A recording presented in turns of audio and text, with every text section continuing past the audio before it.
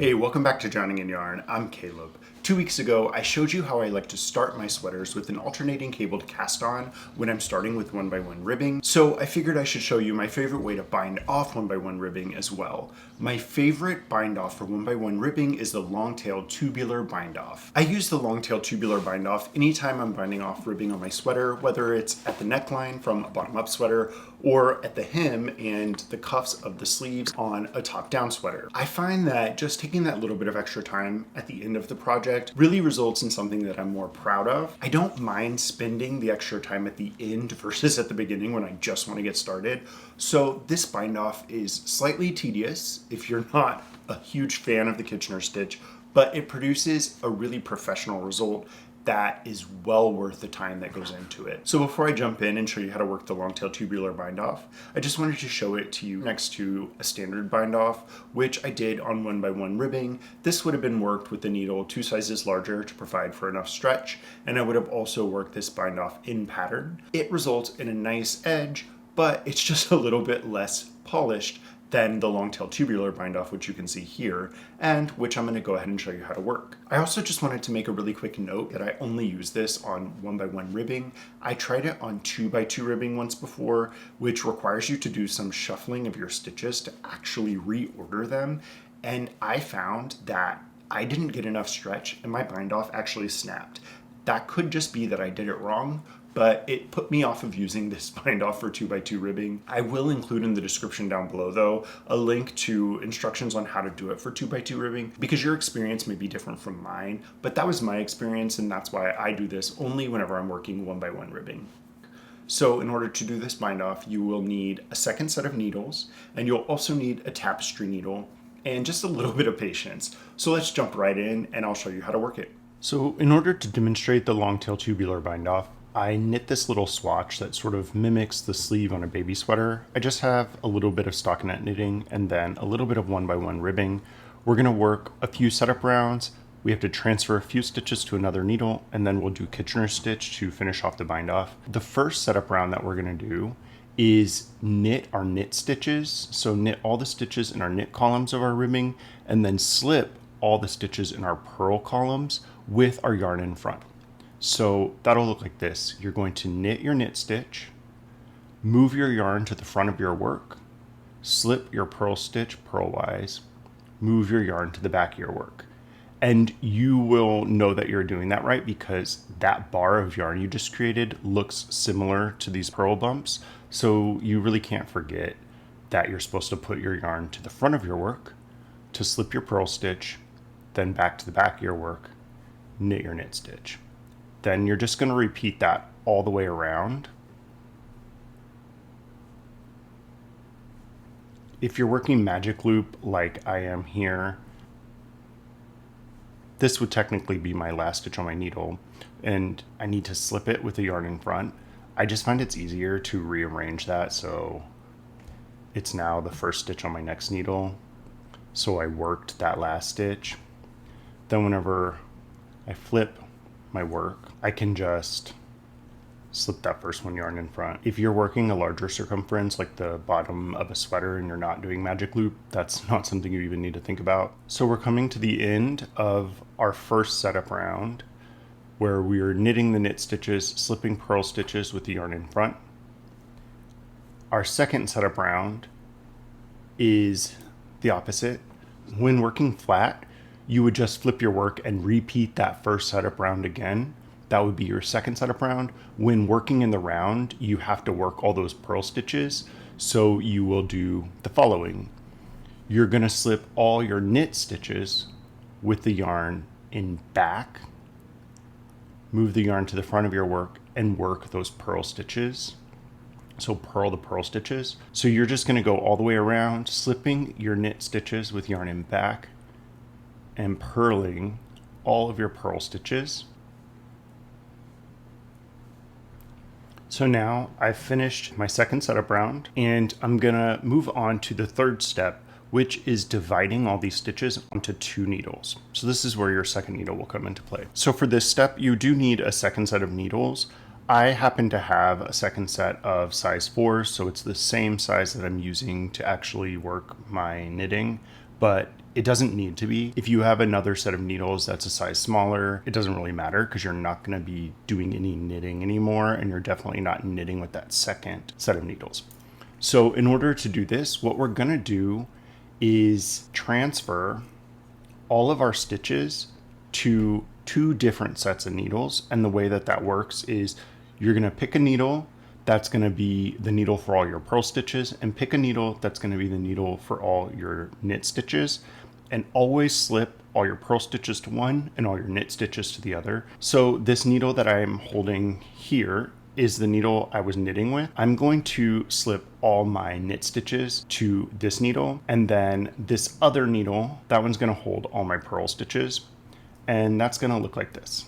So I hold them parallel to each other. I literally just slip purlwise. All my knit stitches are going to come to my first needle here.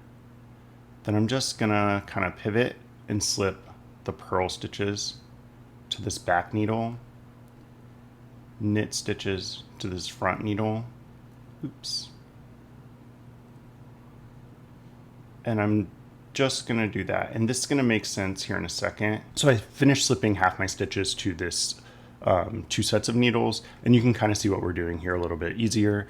We've created this flat area that we're going to close up on our next step, and that's what's going to create that tubular shape for our bind off. So I need to flip my work because I am working magic loop. So I'll just put that back needle in.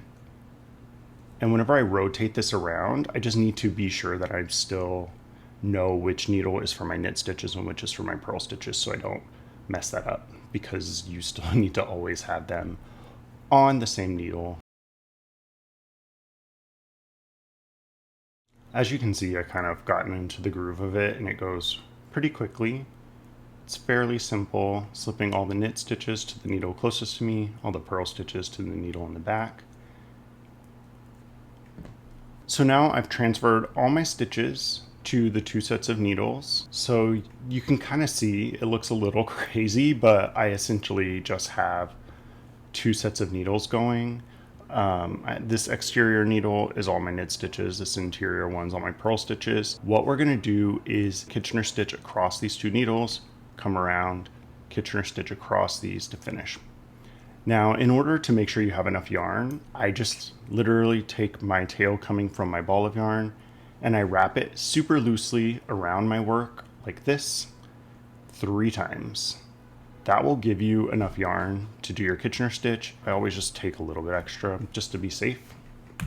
Then just thread your yarn through a tapestry needle and we're going to Kitchener stitch. So we're working on these 2 front needles. So this is the first side of our work. So I'm just taking these 2 front needles. I don't need to worry about these back ones right now. I will include a link to my Kitchener stitch tutorial, and I'll also include a link to a free downloadable I have where it will walk you through the steps so you can always have it on your phone and you won't ever forget Kitchener stitch. I am going to skip the setup stitches on Kitchener stitch, and I'm just going to jump right in to, on my front needle, knitting the first stitch off, insert my needle purlwise into the second stitch and leave that one on. So then I'll just pull my yarn through. Then on my back needle, I'll enter the first stitch purlwise, take that off, enter the second stitch knitwise, leave that on. And I'm just going to repeat those same 2 steps all the way around. And as we work that, this bind off is suddenly going to come together in your head and make a lot of sense. At first, it is kind of annoying because you do have this long length of yarn that you have to pull through all these stitches, but as you work around, that length of yarn gets shorter, and so as your patience wears thin, you have less yarn to worry about. So you can do this on any circumference. I do this on the bottom of a sweater, and yes, you do end up with this really long piece of yarn, but it works out just fine. And you want to make sure you're not splitting your yarn as you're doing this. I just noticed on my first couple stitches, I did split my yarn, so this first one is going to look a little crazy, but that's a good lesson. You may not do it perfectly, but you know, just be careful. We're coming to the end of the first needle, so I just wanted to quickly show you what I do. So I have 4 stitches left, 2 on each needle. I'm just going to Kitchener down till I have the 1 stitch left on each needle, and then I'm just going to pull these needles through to where those stitches are now lined up on the other side. So now I'm just gonna keep repeating this process just on the other side. We're just closing up that sort of flat bit of our sleeve that we created, and that's what's creating this tube for our tubular bind off. There's literally like a tube in here of space, and now our stitches sort of just transition around and you get this very nice, very clean bind off. Just got a few left here, so let's finish these up and then take a look. I will note that this doesn't perfectly match my favorite cast on, which you can see in the video linked below in the description, but I'm not too big on, or I'm not too worried about the fact that they don't match. I just don't really care. I don't think anybody's going to be looking at my cast on right next to my bind off and nobody's going to notice. And it's just for me about the steps that are more enjoyable. And I really don't mind spending this extra time at the end of my project to just finish it up. I can just do this while I'm watching TV. And I think it looks really nice. I don't mind this process. I don't mind Kitchener stitching. So I like to work this bind off, even though it's not a perfect match for my favorite cast on. So when I get to these last 2 stitches, I'm just going to knit this one off, purl the one off the back stitch, pull my yarn through, and then I'll use this tail to sort of close this up and make that look good. Here you see we have a fairly stretchy bind off.